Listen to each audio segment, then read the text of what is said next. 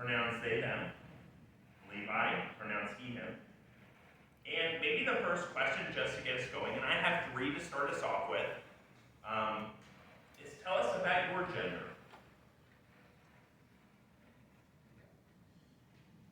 So my gender, I generally say I'm genderqueer. Sometimes I'll say non-binary. Especially when I first started identifying, I started identifying about genderqueer when I was 21. I went to a gender public advocacy coalition. They used to exist, they were a thing. But I went to a gender conference, like a conference on gender. And that's when I first found out that genderqueer was a word, and that was a word for me.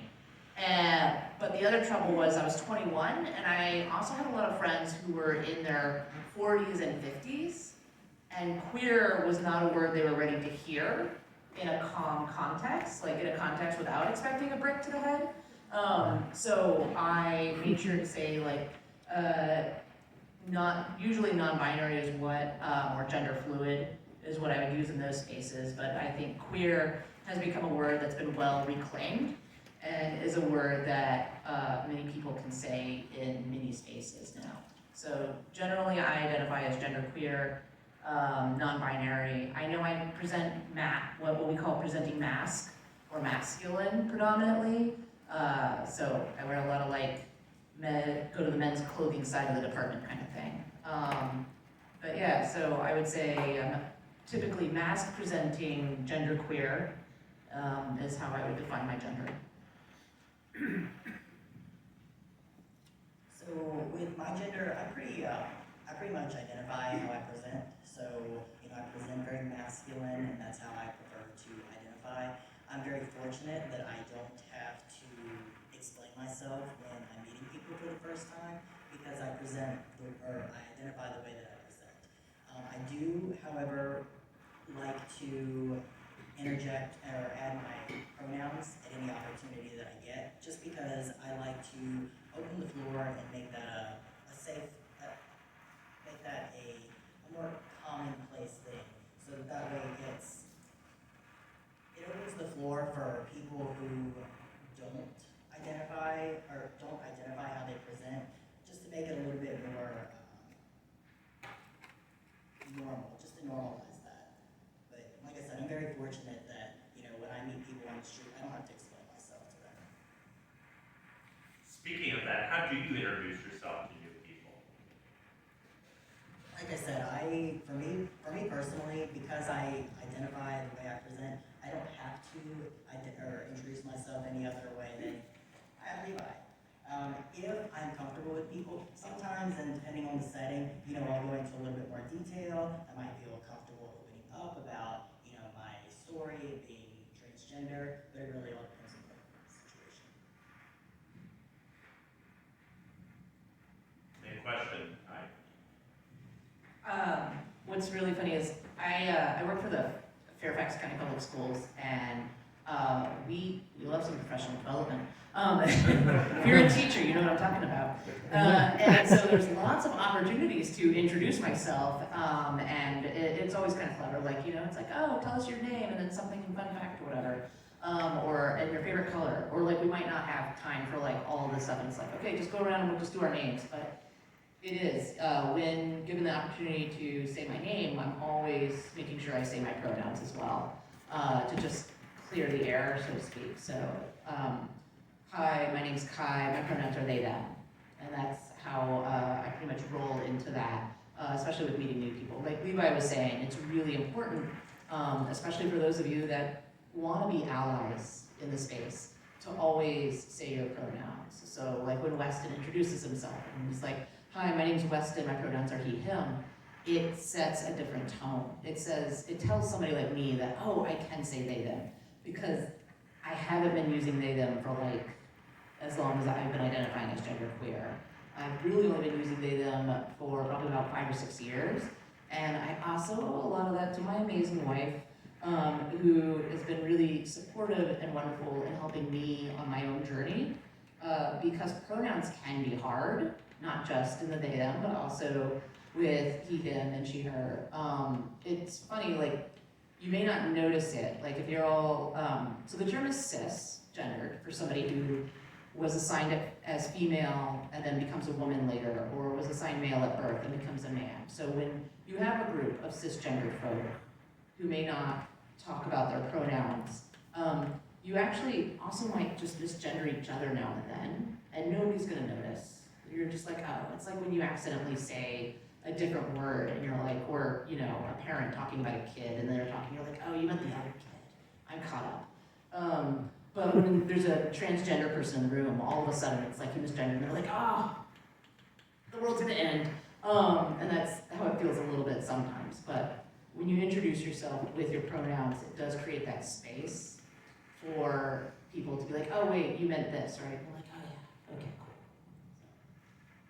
You mentioned a little bit about journey. So I was wondering if you would speak for a moment about the connection between your gender journey and your faith journey.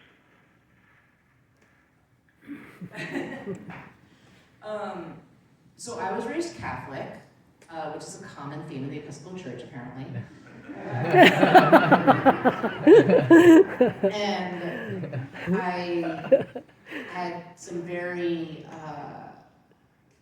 I've always known, even from like before my first communion, that I was a spiritual person, and that I always had a strong connection with the divine in that regard of like communicating and praying and knowing that God was always going to be in my life no matter where I went. And as I became an adult, I found some other paths that I tried out that weren't as fitting, and I came back to the Catholic Church. And then as I got into further adulthood, and by further adulthood, I mean like 10 years ago, I had moved to Richmond, and I had just moved to Richmond, and I was reflecting on the fact that I had met a friend at a conference who is a priest, and he was married. And as a Catholic, that's really weird. And my brain was like, well, if you were Episcopalian too, you could be a priest and be married. And I was like, yes, that is logically true. So despite the fact that my friend is a cis man who's married to a woman and has become an Episcopal priest, I was like, oh, I could also just be married to a woman and be an Episcopal. Like, it was a little mind-blowing when going from the Catholic Church. And so it's just like, it's almost like taking it to the extreme. And that's when I was like, oh, maybe I should try out that Episcopal thing. Maybe it'd be nice to belong to a church where I could just be my own gender and not worry about people being like, you know, wondering how accepting they're gonna be. And so I started off in this small church in south of Richmond. It was very small, but they were also very nice. And I eventually moved to the north side, and that's when I started going to a larger church, and again, it was like, no, they're still cool. Okay, so this is like an Episcopal thing. That's cool. Okay, all right. And so yeah, that's kind of that's the very short version of how I started attending Episcopal churches. So my journey with faith, I would say, is still very much evolving, growing. I have not had a very good experience within the church. You know, I was raised Christian. I went to a Brethren church for a number of years as a child. Also went to Methodist. And then I've also attended non-denominational as, you know, I kind of reached that preteen, teenage years. And, you know, there was a point where my mother became very, very religious. And when I came out as trans, you know, that was not well received. You know, any verse that could possibly be thrown at you to condemn you, I've heard them all. You know, actually, it actually pushed me to a point of being suicidal at one point.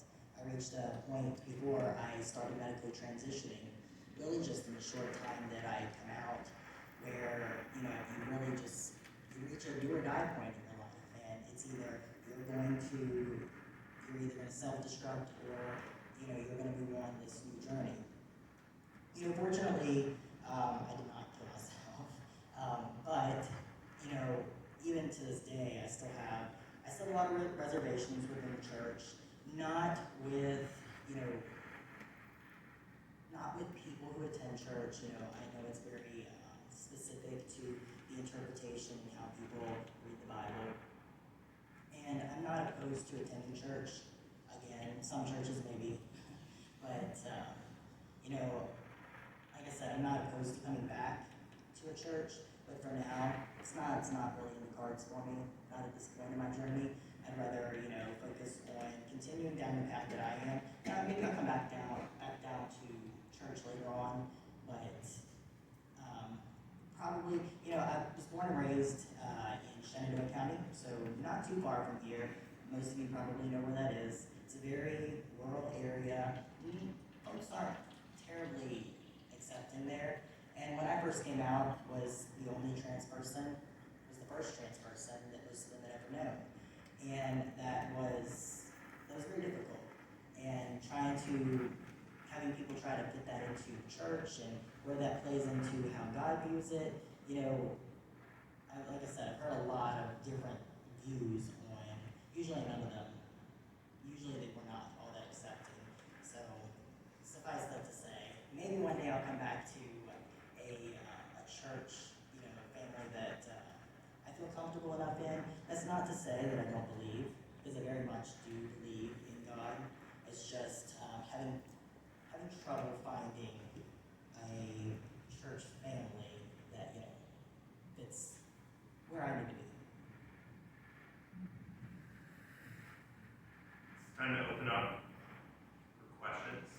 If you do have a question, if you would raise your hand, and we'll go from there.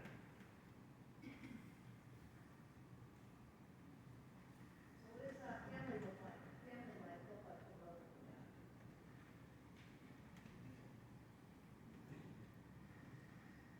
So family life for me now, I am married. I've been married to my wife since 2016. We got married. And when we got married, she already had 5 children. 2 of them were grown. My wife's a little bit older than I am. And the others were 11, 12, and 13. So a little bit later on in I would say pretty early on in our relationship, you know, had my wife not met me, she was good with 5 kids. 5 was enough.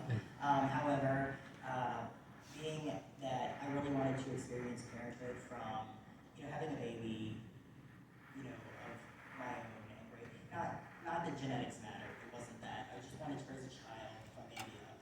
So a lot of trans folks, especially trans men who end up with cisgender women, a lot of them opt to go with a sperm donor. It's a pretty straightforward process. The woman can undergo artificial insemination, and you know, they pick a sperm donor, usually something that matches the profile of the partner. In our case, my wife, like I said, she was pretty much done after that last child. So she had her tubes cut, dyed, and burned. She didn't want any more. So that was not going to be our route.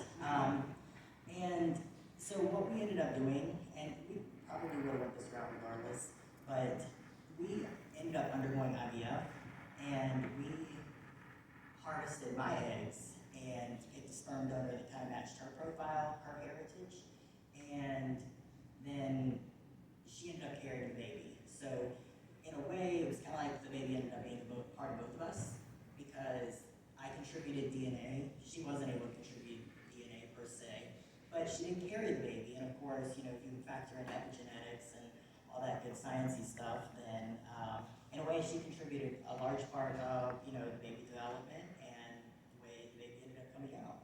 So she actually turns 3 on December 4th, and she's a little firecracker.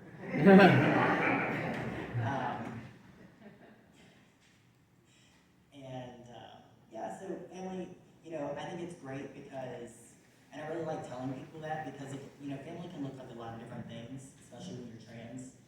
And there's no one way, there's no one size fits all. You know, it could look like adoption, but it doesn't have to. A lot of people write off, and I know this is hard for parents. It's hard for, you know, parents when their child comes out, because then you feel like your hope of grandkids kind of goes up in smoke, but it doesn't have to. Of course, you know, not everyone wants kids, and that's perfectly fine too. But you know, there's still ways. You know, our science is advanced enough. There's lots of different ways that we can have the family that we want. So like I mentioned, I'm married, we've been married for 2 years. It's been very exciting. Yeah, we got married during pandemic, which is awesome when you consider the catering bill. We just finished a class this past summer that puts us on a very hopeful track of adopting. We're looking at what's called legally free to adopt because foster care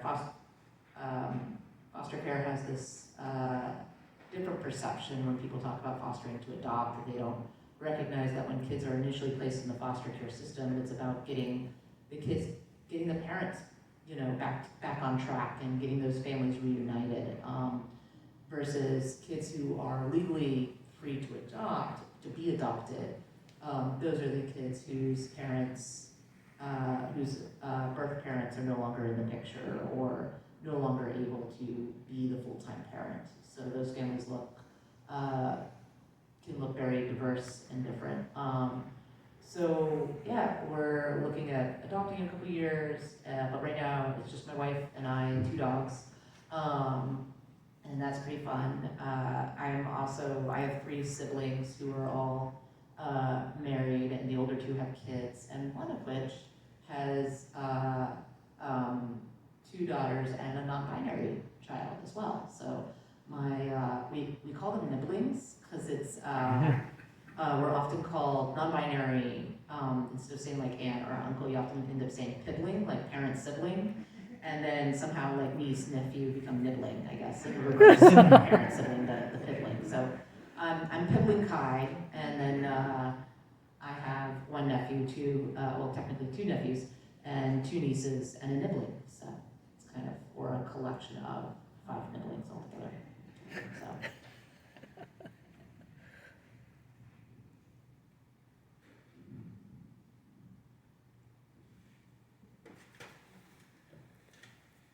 For Levi and Kai, what do you do to find joy? What brings you the most joy? How do you practice joy in this world? Well, I have some kind of mundane joys. I enjoy video games and running and walks in the woods. I enjoy prayer and my church community. I also this is like the weirdest thing to say, but I've had a lot of joy with my job recently because I work with, the past few years I've been as a teacher working with students who are what we call on the adapted track. So they generally have an IQ below 65.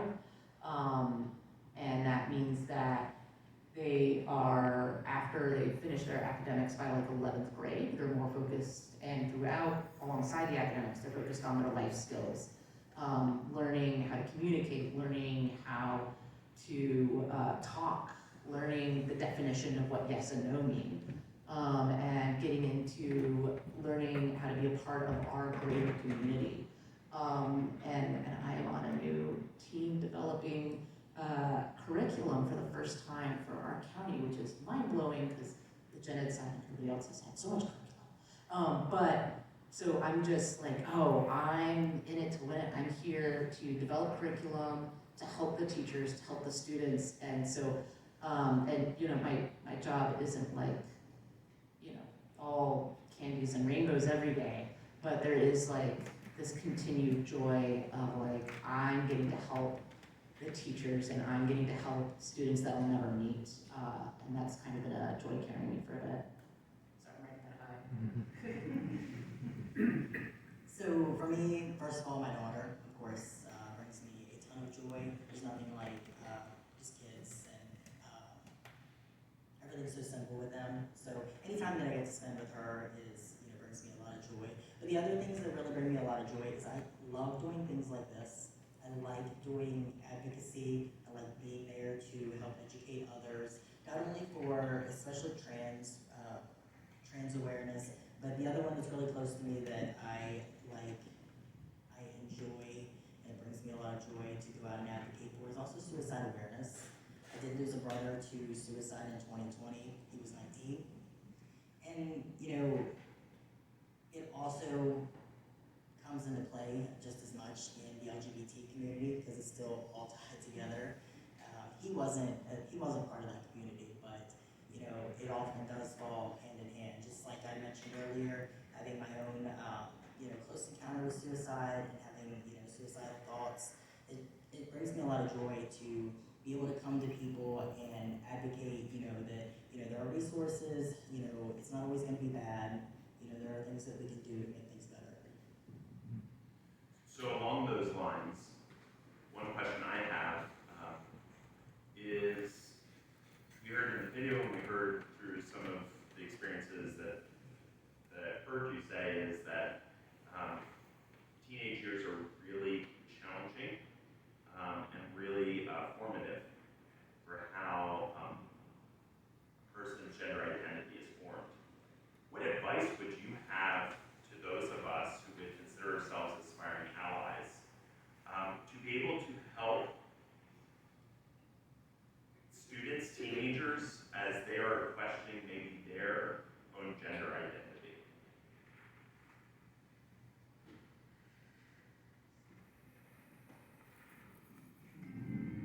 I think one of the biggest things, like talking earlier, is just when you identify yourself, to identify your pronouns. It's really amazing how much that changes the space you're in when you say your name, but then you also say your pronouns, because it just kind of shifts the environment to say, I am a welcoming person. I may not be trans, but you can talk to me, and I have a better understanding about trans issues than you might have thought. And so just saying your pronouns when you say your name every time you introduce yourself creates a different space, and it creates a more welcoming and open space, especially for those that you're with. Also allowing the individuals you're working with to kind of self-identify or allow to change. So what I mean by that is asking them what their names are, letting them say their names as opposed to just, you know, when you go through roll call, but then asking them. It's also, you know, important as we are becoming more accepting of the diverse environment we're in, by allowing people to use their names instead of shortening them just because you can't pronounce them. So as we're, you know, trying to move away from that and just allowing people to be themselves, checking in with people to make sure that that's their name. And if you've known somebody a while, especially if you have kids in your life that are growing up, just checking in with them to be like, hey, is this the name that you still want me to call you? So it doesn't even have to be like, because that opens it up too. And it could be like anything from like a kid going from like, no, I'm done with that nickname, that was like a childhood thing. But it could also be to that level of like, no, I was so-and-so, but I'd really like to be this other person. Another thing I would say is just make sure that they know that you're a judgment-free space. You know, you can do that in a number of different ways. One way is by prefacing, you know, that, you know, by starting with your pronouns, because that really opens it up and lets them know that you are accepting and open-minded to that, you know, to differing pronouns. But you can also do it by displaying little tokens, whether like some of the, like one example that we hand out with E-Flag is these little cards that say, I'm an ally because. And like depending on your workspace, those are great things that you can display to go ahead and set that tone for, you know, the people that you're around.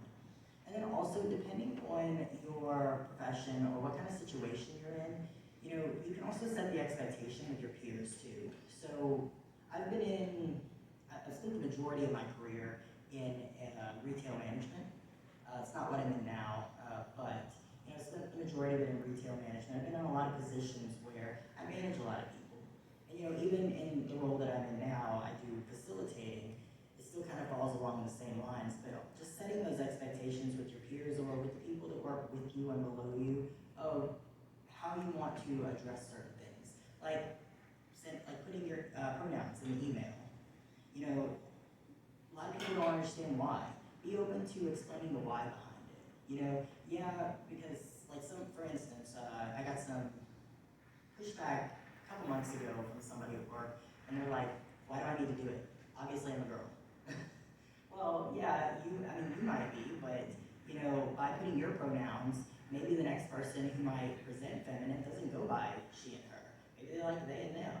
So you're just setting that expectation that, you know, this is what you want to be called, but not everyone presents how they identify. So, I'm wondering, growing up, were there family members or people close to you that are no longer close to you because they're not able to accept who you are? And how has that been for you? I'm just really curious. So for me, when I first came out, it was hard for pretty much my whole family. My dad took quite a few years to come around. I came out in 2010, I think, and you know, I don't have a relationship with my mother. Actually, there's been a number of situations where, you know, I stopped talking to her, I came back, we started talking. Usually it involves a death around the family, so there were like when situations with like my brother passing away, you know, we were in contact, but you know, even after losing a child, actually my sister passed away to COVID after that. But so she's lost 2 children, and even in losing kids, you know, she's still not able to accept who I am. And you know, I could allow that in my life, and she'd be fine staying in my life, but she's not going to change the hateful things that she says. But I had to make the choice to stop, because I do have a daughter. Number one, ultimately it's not fair to me. So, but because of who I am, I would keep allowing it, just because that's who I am. But it's not just about me anymore, because I have a daughter, and I don't want my daughter to grow up and thinking that's okay. Number one, not only okay to say those kinds of things, but not okay, I don't want my daughter to ever feel like she has to accept that treatment from other people, and that being blood, being family, doesn't give you a pass to treat people terribly. So mostly, I mean, I don't have a really relationship with my siblings either, but it's been hard to deal with that. I'm not gonna lie, because you know, when you have a child, usually, you know, you want to share, you want to have that relationship for your child. You want your child to have grandparents. I think most people want that. And you know, I know a lot of kids don't have great relationships with their parents, but their parents end up having awesome relationships with, you know, the grandchildren. And I think as parents, you know, we want as many people as possible to love our kids.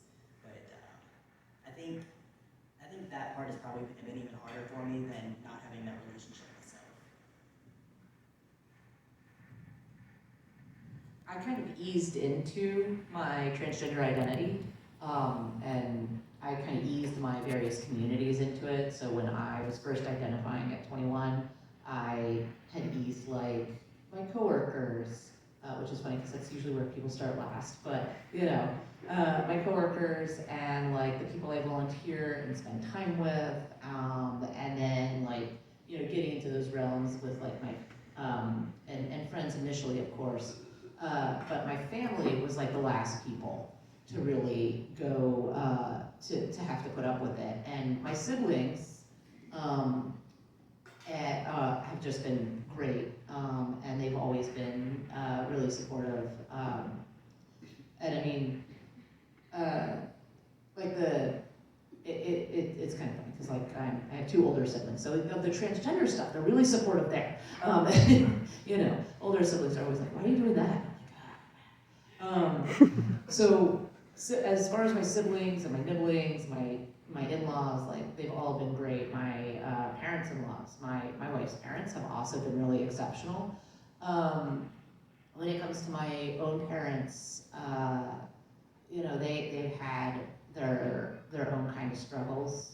And I do have a family member whom I'm close with who just couldn't. And it was just like, I'm sorry, what?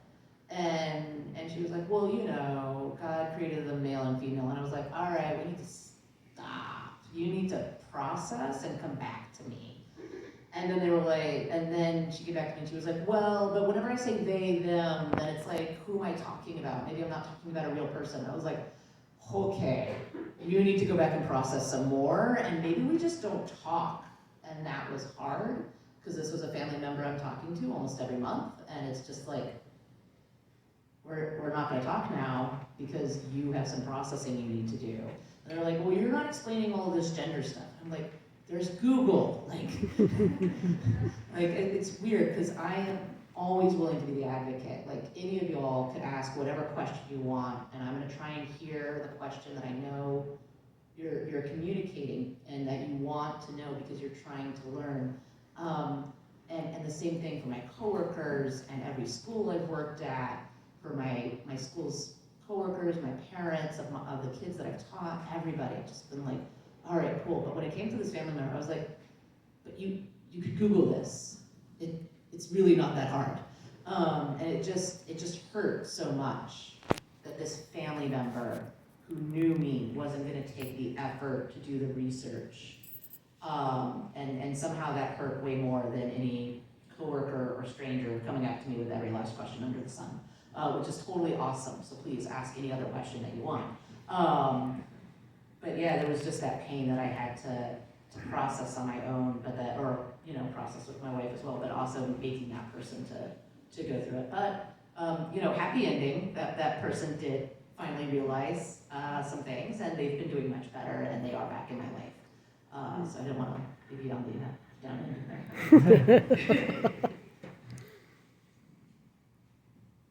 I had a question on how to prepare families for when you're having a family member come to visit. You should be, I think the whole family is accepting, but you don't talk about anything. Is it important to start doing the, like, my name is this, and using the they, them as nieces and nephews are coming out for holidays? Or is it? Like the So, person coming in is trans. yeah, Um, and you're gonna have a whole family at Christmas time or Thanksgiving. I think it's really appropriate to have those kind of upfront conversations. It's also like whenever, some people have a big change, like so-and-so got divorced, please don't mention, don't ask why so-and-so's not here, or certain family changes. Somebody went through a recent death or a recent job change, or so-and-so's like in between jobs, so like don't ask about their job. So just like you would prepare other family members with those things, you would also say, hey, Uncle Sam is now Aunt Sam. Can we try and remember that a little bit better? I know we've been practicing, but we're like, we mess up around the house, but we can do that, right? Like Aunt Sam. Okay, cool, we got this. The only thing else that I would add to that is maybe checking in with, you specifically have somebody coming home that is trans, maybe checking in with them just to see if there's any particular way that they want to handle it. Otherwise, that's totally how I would say handle it. And then, just be available with resources, because kind of like I was saying, not everybody's willing to do the work on their own. So sometimes it's helpful to have some resources available. Their books, there's awesome websites. They go into great detail, but sometimes it just helps to have them there ready, because some people just aren't willing to take that initiative on their own.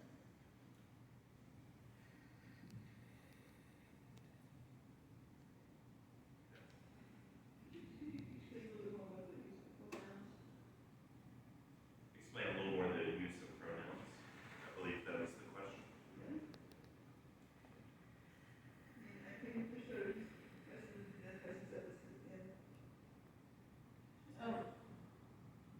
So I think it's just because it's awkward sometimes to say, hey, my name's Kai, my pronouns are they, and then just like stop there. And so we got into this as the trans community, got into saying like, hi, my name's Levi, my pronouns are he, him, his, and I would say like, hi, my name's Kai, my pronouns are they, them, their, and that became like a lot. It's great for email signatures, I'll tell you, but when it comes to like actually saying that, it becomes quite the mouthful. I also, when introducing myself in certain spaces, especially like spaces where I think I'm probably the first non-binary person, or at least the first known non-binary person in their life, I might start off with like examples like, hey, I'm Kai, my pronouns are they, them, kind of like, whose cup is this? I hope I hope they'll come back for it. I wonder if they missed their cup, you know. I usually use a phone, but I have a cup, anyway.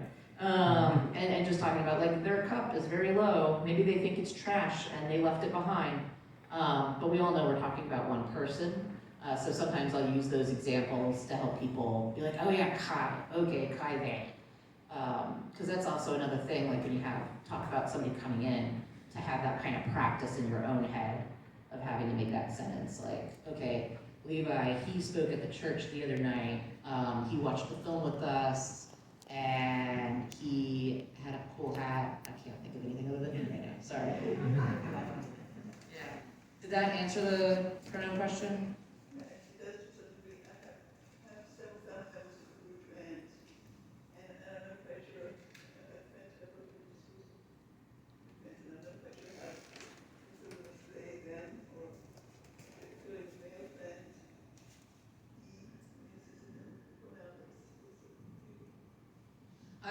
I joke with my queer friends a lot about how like my trans friends in general, like if I hadn't seen them in like maybe a month or a couple of months, we do like a pronoun check, and it's just as simple as that, to be like, hey, let's do a pronoun check.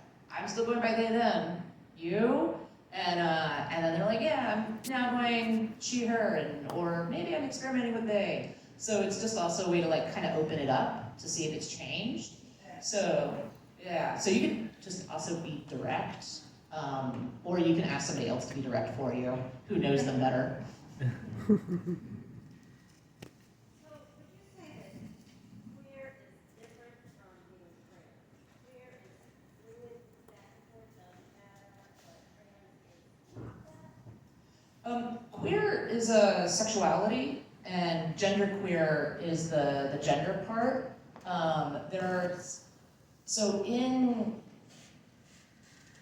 Whenever you have groups of people, for some reason we like to get a little political, right? We have strong opinions sometimes, and there's some really great jokes we can make about the lesbian community, or the gay men community, or bisexuals. Who knows though, because we never see them, right? Bisexuals have a great many jokes about not being seen, or always being forgotten. And then there are asexuals, and other terms, especially if you're a younger generation than me. But queer is my sexuality, and queer is, so the community of people who generally identify with queer sexuality also have a big Venn diagram with people who are trans or more gender fluid. So that's why when I was like, oh yeah, I usually do a pronoun check with my more queer friends, it's just because I eyeball them. I'm more likely like to expect a change from one of them than I am like my coworker. So I'm more likely to do a pronoun check with those friends in those spaces than I am like the people at my church or in other groups. So it's like Levi, would you consider yourself gender fluid? For me, no. I consider my gender to be very much like the binary. I don't feel fluid at all. I feel male, and that's how I feel all the time. That was your sexuality. So a lot of people use queer as an umbrella term. So if you start Googling like different sexualities and gender identities, there are a ton of different things. You know, you've got romantic attraction, you've got sexual attraction, and there's just a lot of different things. And sometimes it's just easier to use the term queer than it is to try to go into the nitty-gritty of it. So sometimes it's just easier to just say, like, for as far as my sexuality goes, I'm married to a cisgender woman, but sometimes I just say that I'm queer. I'll either use straight or queer usually. Heard a lot from this side of the room. I didn't know anybody over here. Had a question? And that's okay if not. Yes. Sure. Well, first of all, I just want to thank you both for being here. Thank you all for being here today. I really appreciate it because sort of the thing that keeps coming up for me is that you've already been through so much together.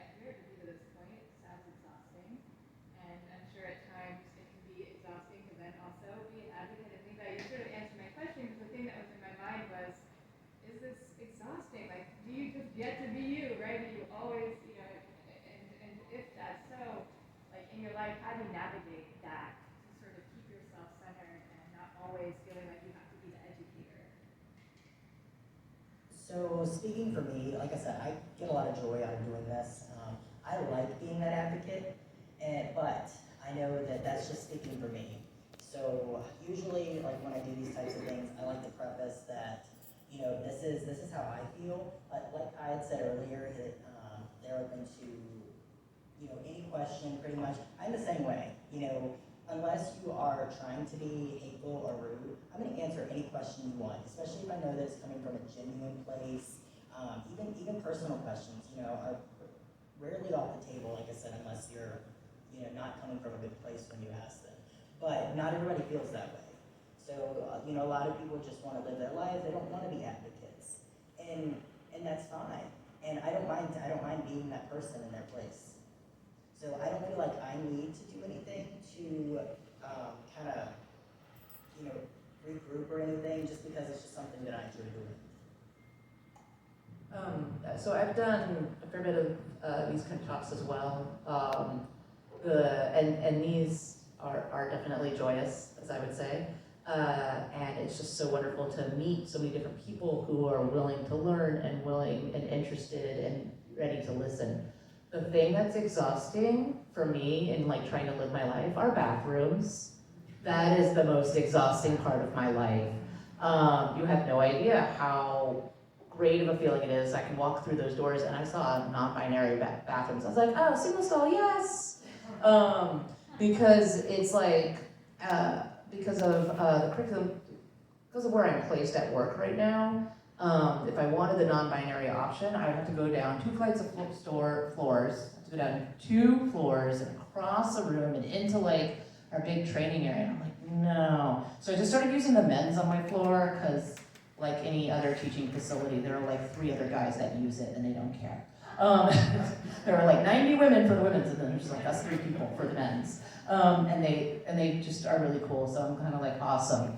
And generally I use the men's when there's not, unless I happen to be out with like my wife or somebody, and then maybe I could go into the women's with them. So the exhausting part is figuring out bathrooms and locker rooms and just any kind of those spaces. I tried using a fitness center the other day, and I was like, yeah, I want the men's locker room, like whatever, like I don't want to freak anybody out when I walk in. But then I was like, oh, when I walk in, I'm wearing clothes.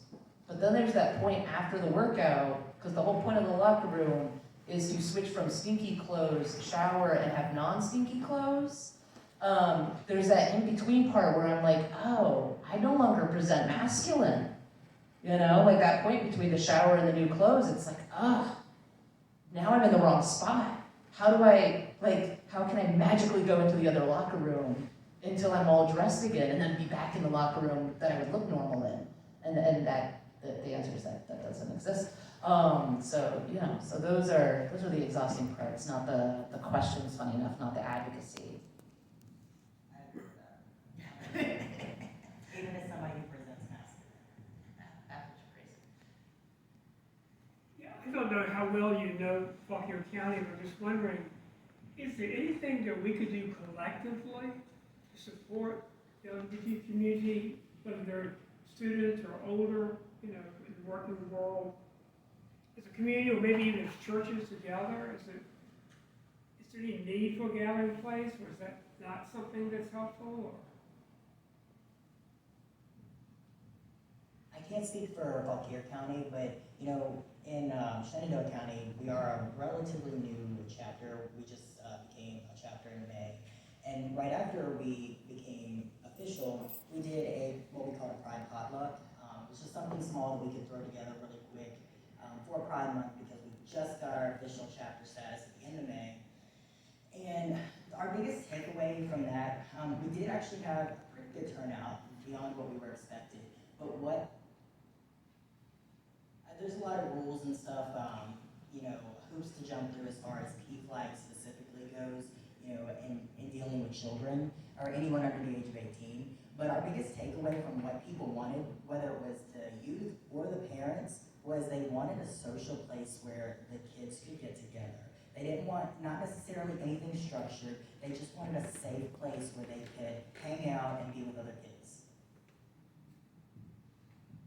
When I was growing up, actually in high school, we had a local sexual minority youth organization. There was like a really small one in my place. I went to high school in Williamsburg, so there were like 3 other people there. And one of which was like, hey, there's a bigger one in Richmond. And we went to Richmond, and there were like 80 youth there. And it was like, what? And it was just mind-blowing to be that age and to be like, there are other people. And so I think when you do events like this, the fact that you put flyers out in the town, like you have that voice out there saying, oh, we're holding space to talk about this because we're ready to listen and we're here. That's also just amazing advocacy, because who knows how many kids saw that flyer in like a coffee shop or something, and they're gonna be like, oh, it's kind of funny, I was a little nervous about putting out a rainbow flag for the first time. And what was funny is because like I'm not really a big rainbow person, but when we put it out, I was like, oh wait, but now I'm in that house that when I was growing up, I would see the rainbow flag and be like, oh, there's adults with rainbow flags, what?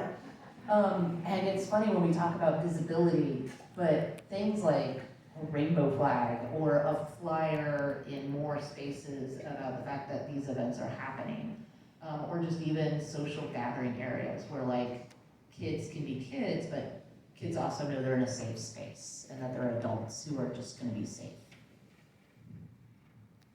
One of the things, if I can just interject, working at Mason, and I would say about a third of our students identify as LGBTQ+. One of the things that it took was repeated events and visibility. It wasn't just one time going and talking to the office and letting them know I was here and I was totally an ally and wanted to help them out. But it took years of building up trust, of visibility, and so I commend everybody for coming out this evening, for our wonderful, spectacular hosts for putting out in the community, but I would just say it's repeated interactions as well. And you said in Fauquier County or in Shenandoah, it can be difficult growing up non-binary or LGBTQ. What is the one thing, when you're in a store and you're uncomfortable with your surroundings, what is the one thing that an advocate can do to make you feel more comfortable in that situation? Because you might be out and about in a county that doesn't accept you or in a location that doesn't accept you. But if you're surrounded by some advocates, whether they stand by you, what can we do to make sure that you have allies in that room or in that store or in that place to make you feel accepted or comfortable?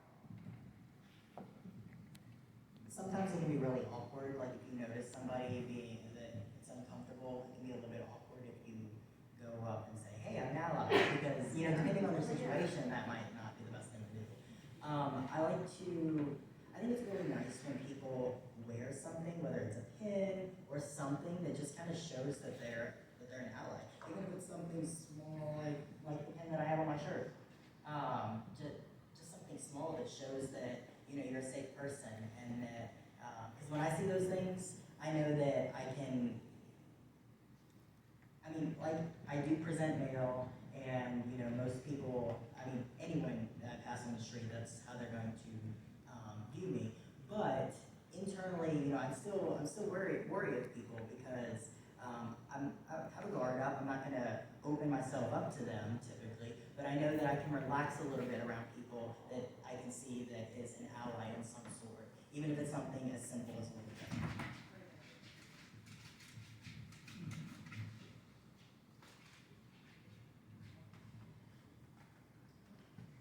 Well, I just want to say thank you very much, Kai and Levi, for coming and sharing with us.